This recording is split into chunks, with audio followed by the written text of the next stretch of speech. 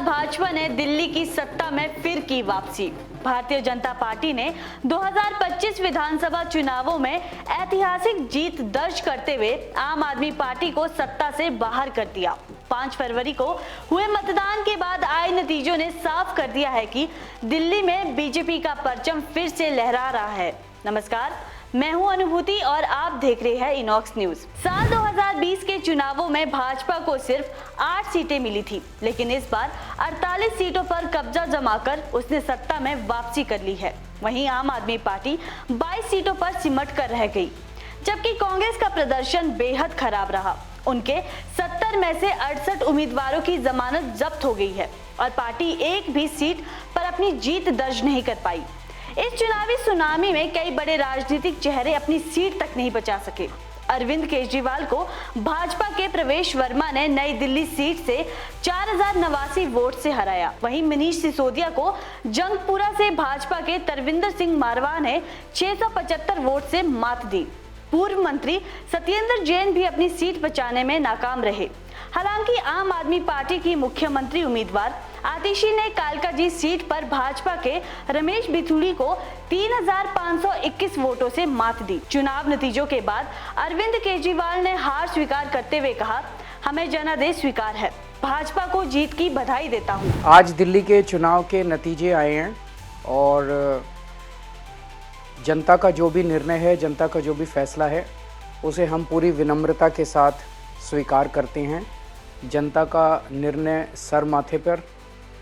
मैं भारतीय जनता पार्टी को इस जीत के लिए बहुत बहुत बधाई देता हूं और मैं उम्मीद करता हूं कि जिस उम्मीद के साथ और जिस आशा के साथ लोगों ने उनको बहुमत दिया है, वो उन सभी उम्मीदों और आशाओं पे पूरा उतरेंगे। हमने पिछले 10 साल में जनता ने जो मौका दिया हमें, उन 10 सालों में हमने बहुत सारे काम किए। शिक्षा के क्षेत्र में, स्वास्थ्य के क्षेत्र में, पानी के क्षेत्र में, बिजली के क्षेत्र में और भी अलग अलग तरीके से लोगों को राहत पहुंचाने की कोशिश की उनकी ज़िंदगी में, और दिल्ली के इंफ्रास्ट्रक्चर को भी हमने सुधारने की कोशिश की।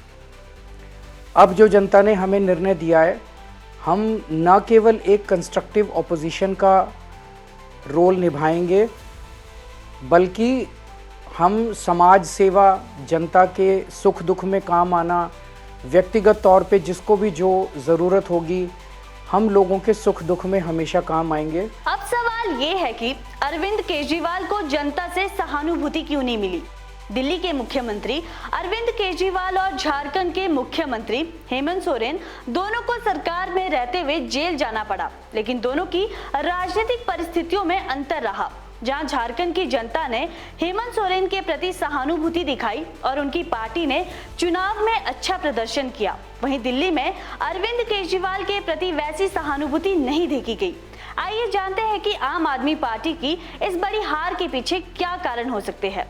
अरविंद केजरीवाल की विश्वसनीयता पर उठते सवाल, शीश महल विवाद, कांग्रेस से गठबंधन न होना, महिला आर्थिक सहायता योजना का लागू न होना, राजधानी की सफाई और पानी की समस्या और खुद के मुख्यमंत्री बनने को लेकर संशय, ये सभी कारण जनता की नाराजगी की वजह बताई जा रही है।